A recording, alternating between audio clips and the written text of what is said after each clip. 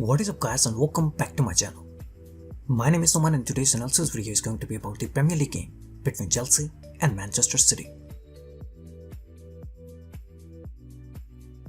So Chelsea lined up in their normal 3-4-3 formation, which as usual changed to 3-5 with the ball and 5-3-2 without the ball. While Manchester City, on the other hand, also tried to match Chelsea by lining up in a 3-5-2 formation. But they had a very fluid formation that was changing from a back 5 to a back 4 depending upon the situation of the game. So today's video is sponsored by OneFootball. OneFootball is an app where you can find all the latest transfer news and stats about teams and players. So please don't forget to download the app. I'll put the link in the description. The first half of this game was very tactical, with both the teams enjoying a similar amount of possession and pretty much neutralizing each other's game plans. Man City had a very tricky formation in this game, and that made it quite difficult for Chelsea, especially in the first half, to contain Manchester City and stop their build-up. So this is how the two teams were lined up on the ground whenever Manchester City tried to build their play from the back. The front three of Chelsea were trying to press the three Manchester City centre-backs, with Billy Gilmour moving up to cover Rodrigo. The two Chelsea wing-backs were trying to cover the two Manchester City wing-backs, while N'Golo Kante was playing in between the lines to cover the open spaces in the midfield. And this is where Raheem Sterling and Torres came into play, who were playing more like the two number 10s in this game. Raheem Sterling and Torres were constantly dropping in the midfield to create an overload and make a 2v1 position against N'Golo Kante. This 2v1 position often forced N'Golo Kante to cover one of Raheem Sterling or Torres and leave the other guy totally free to receive the ball from his centre-backs.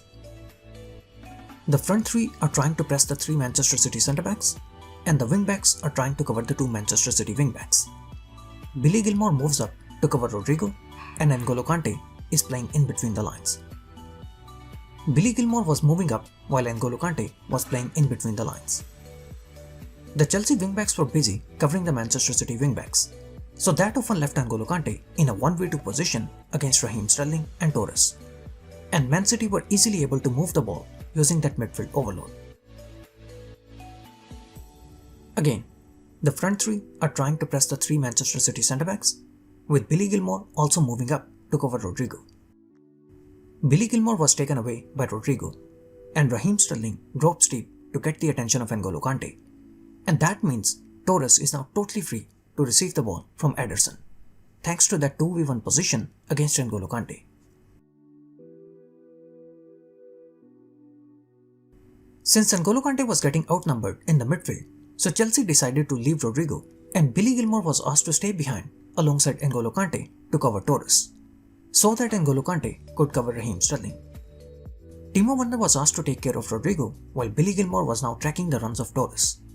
But Manchester City were still able to isolate N'Golo Kante as Gabriel Jesus now started dropping deep to keep that same 1v2 position against N'Golo Kante.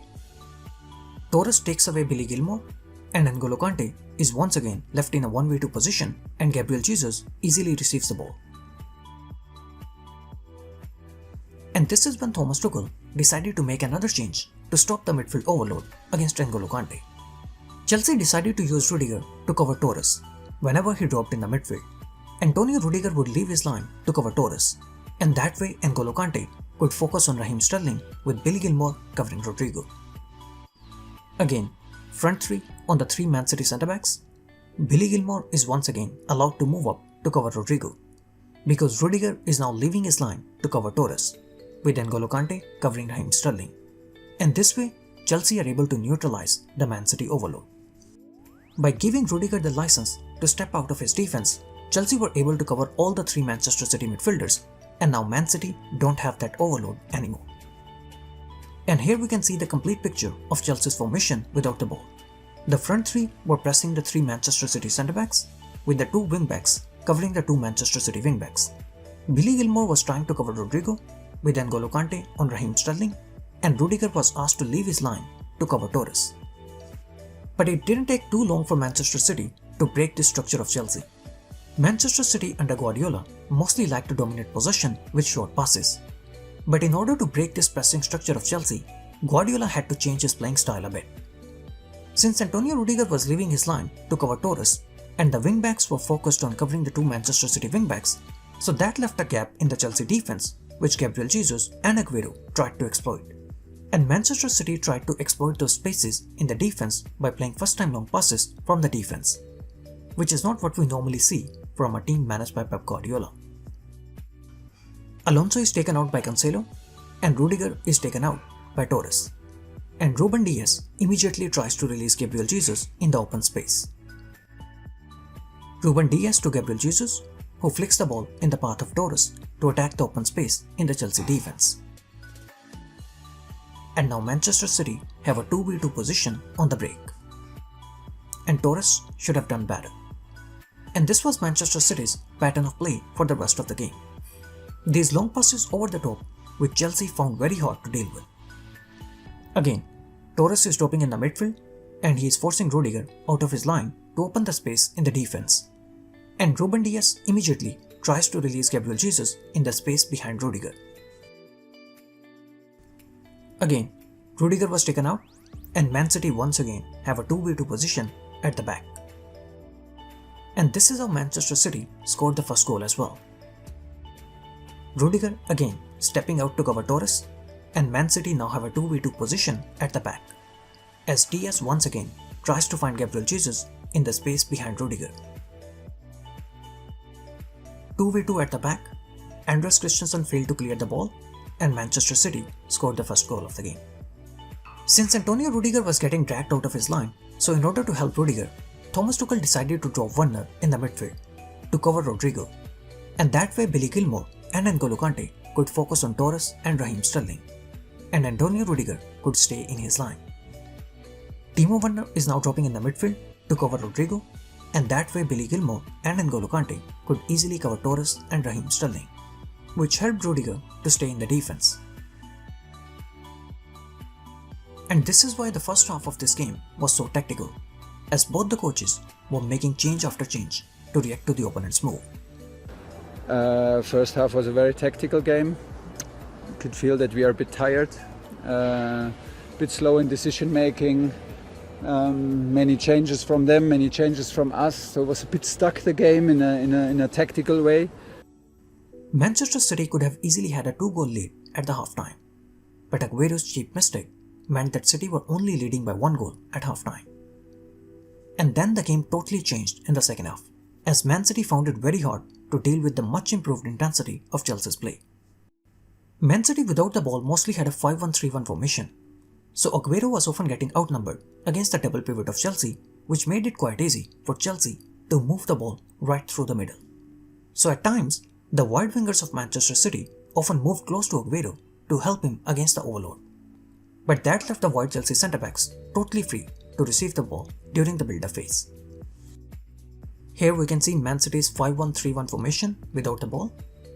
The City wingers get narrow to help Aguero against the overload. And now Chelsea can easily build the play using their wide centre-backs. Christian Pulisic drops deep and he drags Nathan Ake out of his line to open the space in the defense, which N'Golo Kante immediately tries to exploit. Christian Pulisic takes out Ake and Reece James takes out Mendy, and that opens the passing lane for Azpilicueta to pick N'Golo Kante in the open space. Reece James is now totally free to cross the ball inside the box. This time Raheem Sterling steps out to cover Azpilicueta, and Billy Gilmour makes a run to the wide area to take away Gundogan, and that opens the passing lane for Azpilicueta to play the ball to Jorginho. Chelsea moving the ball right through the middle of the ground with so much ease. The back three of Manchester City were keeping a very tight man marking on the front three of Chelsea. So in the second half, Chelsea decided to push their wing-backs high up the ground, with the wingers often dropping in the midfield and forcing the Manchester City centre-backs out of their line to open the gaps in the defense for the Chelsea wing-backs to attack. Reece James especially did a wonderful job against Benjamin Mendy. Reece James was up against Mendy in a 1v1 position on 8 different occasions, and only twice Mendy was able to stop Reece James, while the other 6 times, Reece James was easily able to dribble past Mendy. N'Golo Kante had a very important role yesterday. Nathan Ake and Benjamin Mendy were keeping a very tight man marking on Christian Pulisic and Reece James. So Chelsea tried to use that man marking to drag the two defenders out of their defense to open the space in the Man City defense, which was mostly exploited by N'Golo Kante. Christian Pulisic takes out Ake and Reece James takes out Mendy, and that opens the passing lane for Azpilicueta to pick N'Golo Kante in the open space. Reece James is now totally free to cross the ball inside the box. Here again, Christian Pulisic takes out Ake, and N'Golo Kante is once again the man to attack the open space as he receives the ball from Reece James.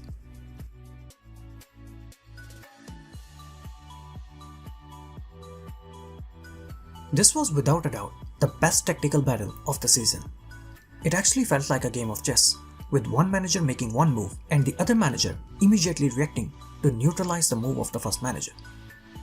Thomas Tuchel has now won back-to-back games against Pep Guardiola, and it's safe to say that we will get to see lots of tactical details in the Champions League final as well. Thank you so much guys for watching the video. I hope you guys enjoyed it. Please don't forget to like and subscribe.